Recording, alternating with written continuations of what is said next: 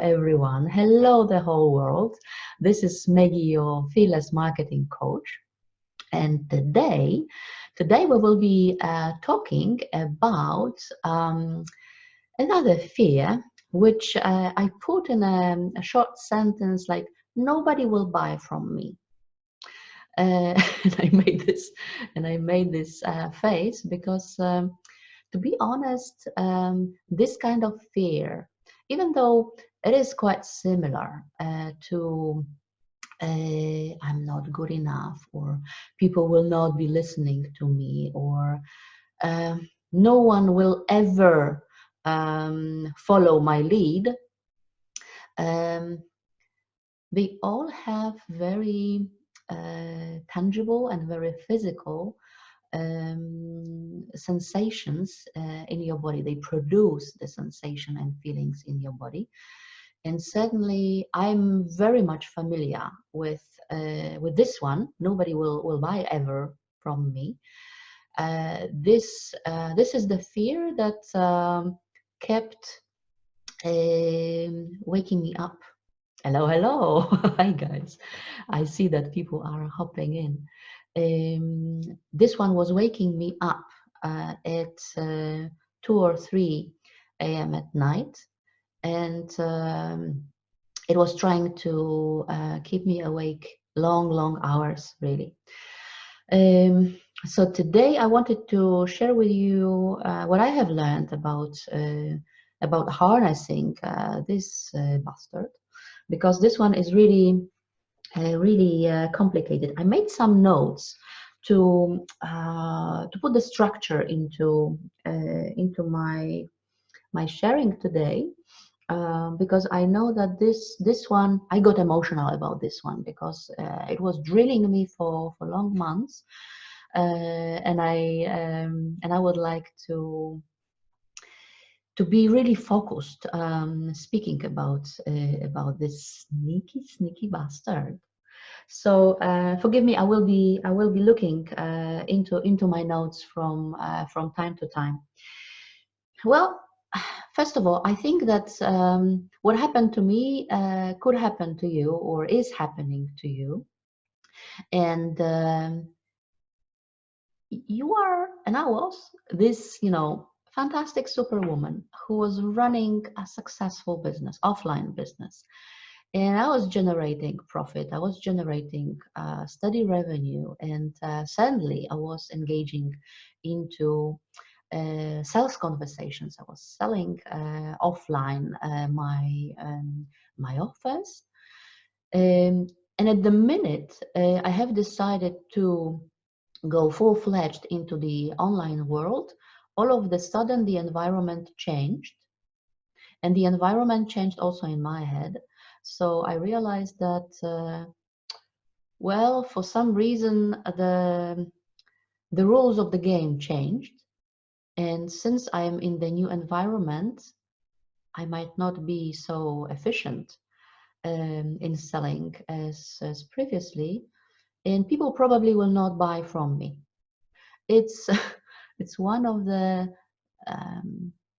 very common fears, and I know now that I was certainly not the only one. Many women exactly changing the environment. When there is a big change, the additional stress appears, and we have a tendency to listen to this little, voices in our head. This is what you experience. I mean, this physical sensation that may sit in the area of your heart, or your stomach, or even in the throat area. These are the elements of, not the elements, these are the expressions of self-sabotage. This is actually another way of your ego trying to stop you down and to slow you down, if possible. If you remember from my previous live streams, the sole role of your ego is protect you. And she is protecting you by making sure you are not moving forward and you are not reaching for your desires, as crazy as they might seem to you, and as strong you would like to and you desire to reach for them, reach for more. Your ego has completely different opinion on that, and her role is to protect you in a way that your brain saves as much calories as possible for possible runaway or fight, in case you need to fight something on your way, like dinosaur or tiger or lion or whatever can step on your way.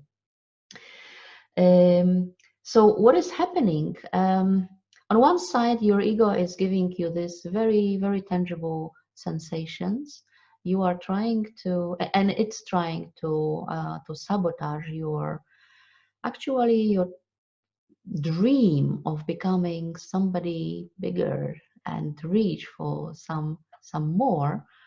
Um, it's trying to do this by drawing your attention to other people and comparing yourself actually with other people. So what you observe out there and in the online world, it is quite easy. You observe all the successful online entrepreneurs who are streaming, or they are available on the video or on the podcast, and they all seem so confident. They are flying, they are rocking, they are on fire. And you believe, and your ego believe, that this is who they are on their daily basis. And you don't know, because there is no way to know that, what kind of work these people done to their mindset to come across so confidently and so powerfully and so easily. We don't know that, but I can assure you that everybody who is visible online with a huge confidence um, is for sure working on her or his mindset. Because without that, people will not be able to become visible and to share their personality with the external world, because the ego is trying to keep them small and to keep them in one place. The fear, uh, the fear nobody will buy from me, um, so similar to who am I, and nobody will be buying, nobody will be listening from me, is really uh, its role is to save you down, is to slow you down. And I'm trying right now to gather my thoughts, and my ego is trying to put additional stress, to my body right now. But I will harness it by simply taking a deep breath and having a sip of tea.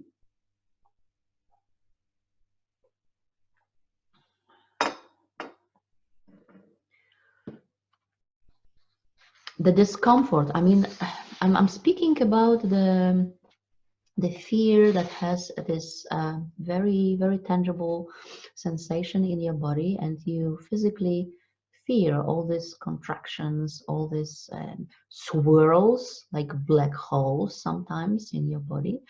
My clients sometimes tell me that they feel like something is sitting on their shoulders, or something is drilling their stomach.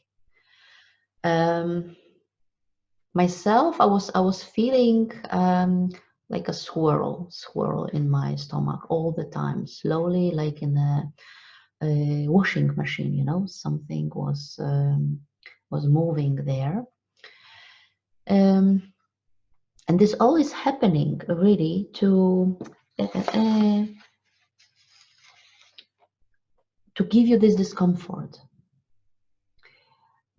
But the discomfort actually is good thing. I mean, every fear is a good thing for you, because it shows you what is happening. The only job that you need to do is to be aware that you experience the fear. So don't let your ego to guide you, and don't follow the fear into the dark hole, but just become aware what is happening and start to observe it from the distance. And it's not that complicated, really. I mean, the minute you become aware what is happening, your position changes. Your position changes from the like a blind follower of your ego into the leader, commander, and master of the situation. And the awareness is the first step. So once you are aware of what is happening, you have actually several very practical tools that you can use. Um, the first tool is a compassion, is a simple compassion and gratitude. You can honor your fear. So first, you just acknowledge them. So you can basically build a sentence in your head. I acknowledge my fear that nobody will buy from me. And the fact that you say this sentence, even if it's not out loud, but it's just in your head. Sometimes it happens. For me, it was happening, for instance, during my sleep. So I was still lying in bed and I couldn't speak out loud as my husband was lying next to me. But I was saying this in my head, like I acknowledge the fact that I am scared that nobody will be buying from me. And the next step was honoring that fact. So you not only notice what is happening, but you sort of agree that this is part of you. This is what is happening in your body, and you respect that. Respect is a very, very important word here. So the next step of this practice is I honor the fact that I am so scared that nobody will buy from me. And for some people, having made only these two steps not constitutes made this fear already slowly, dissolve. Because what happens is that you really you take it, you sort of include your fear inside you, even though it was already sitting in your body and giving you the sensation, but you notice it and you pamper it in a way.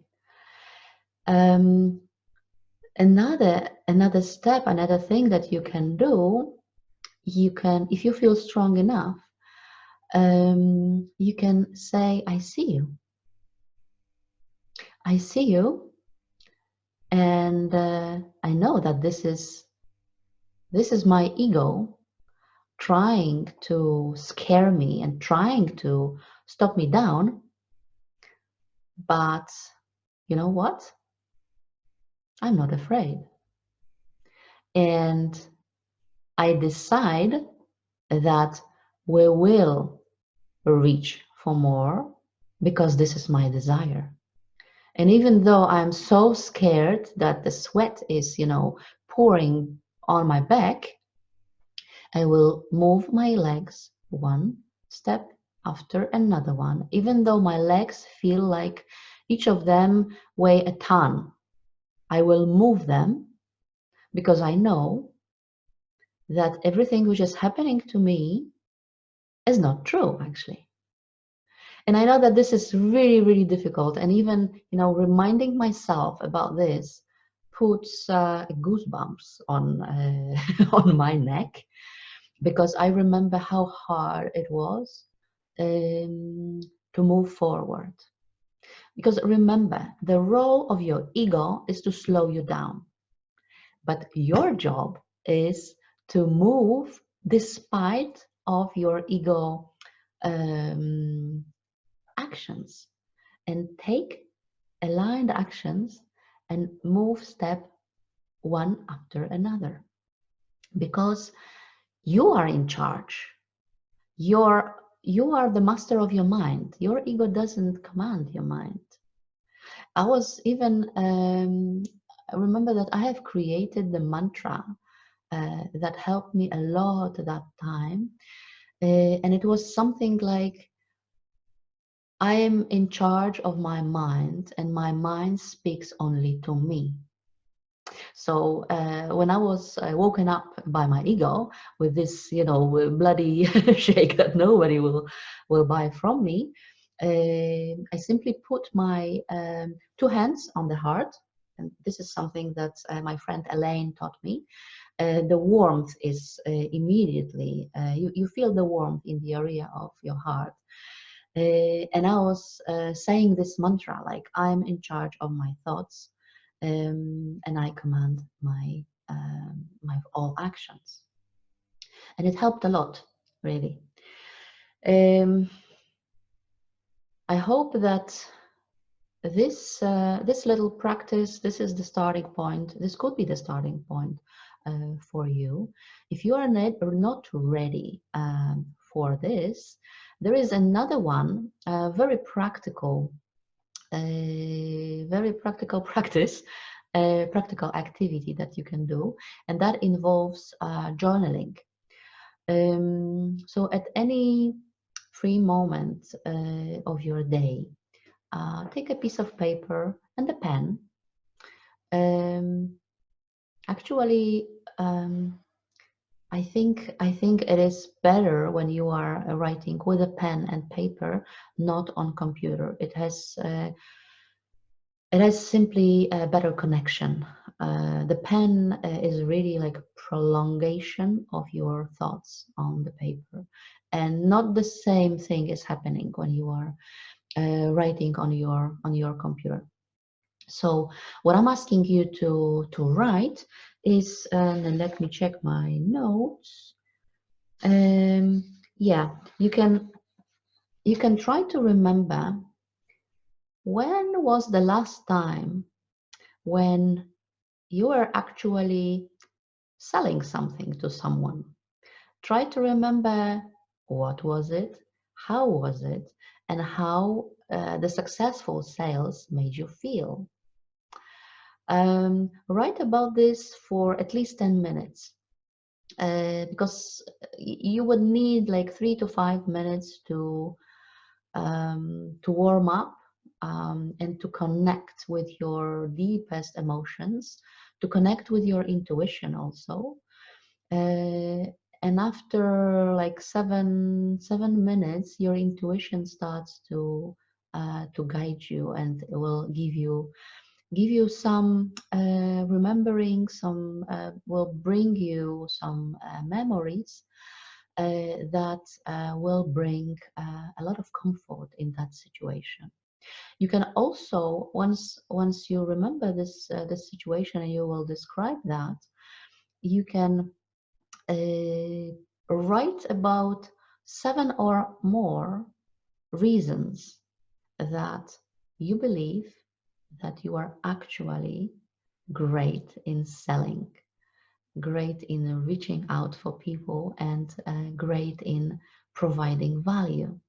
Think about things, why you are, what makes you such a wonderful selling person when you are providing the value for your customers, how it makes them feel. So think about 7+ reasons why people really see the value in what you sell them. I hope that this little practices will really help you on your um, daily steps with harnessing your ego and harnessing your fears. That yes, they feel really real in the body, and it feels like something scary is happening. But remember that actually each fear is a nugget of gold, because it shows you what really is triggering your fear. It shows you what areas of your mindset need work and need focus. And the minute you start working in these areas, the fears will be slowly dissolving. So enjoy the practice, and I'll talk to you soon, guys. So have a wonderful rest of